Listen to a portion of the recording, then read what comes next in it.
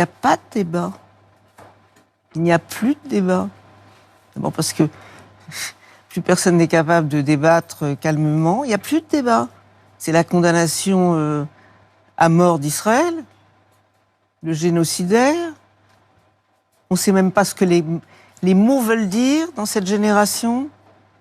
Ce que c'est qu'un génocide. C'est ça qui est le plus tragique. C'est que je ne vois pas du tout comment le débat pourrait se reconstruire dans cette génération-là.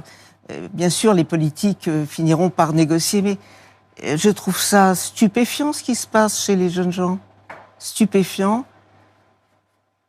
Vous comprenez leur colère, leur solidarité avec le peuple palestinien, avec les Gazaouis, avec les enfants qui ont été tués dans cette guerre qui a commencé évidemment après le 7 octobre. Oui, mais ça, le 7 octobre, ça n'existe plus. Et d'ailleurs, on en est même à nier que le 7 octobre a été l'œuvre du Hamas, mais celui d'Israël, des Israéliens. Est-ce que vous imaginez dans quelle folie on est? Ils sont plutôt.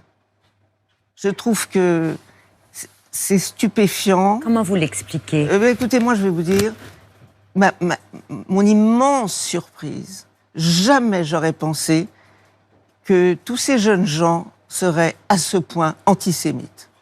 Et l'antisémitisme renaît, se développe tous les jours grâce à eux.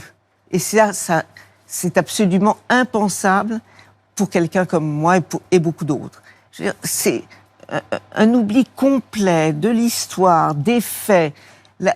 On dit le contraire de ce qui est, on ment comme tout. C'est pour ça qu'il faut être, à mon avis, plus prudent qu'est souvent la presse à l'égard de tous les chiffres diffusés par le Hamas et non confirmés par personne. Oui, je comprends très bien que des jeunes gens prennent parti pour les Palestiniens. Je le comprends très bien.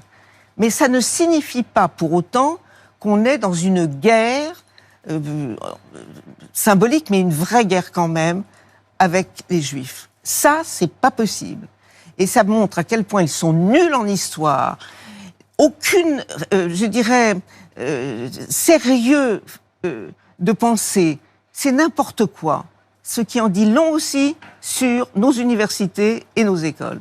Donc, comment faire quand on ne peut plus discuter, quand on ne peut plus échanger? On est vraiment sans solution.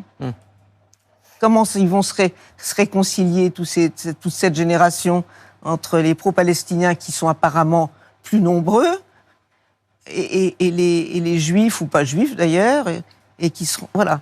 C'est donc très important ce qui se passe, y compris dans notre pays et dans les autres pays occidentaux. Ces effets sur nous sont une catastrophe.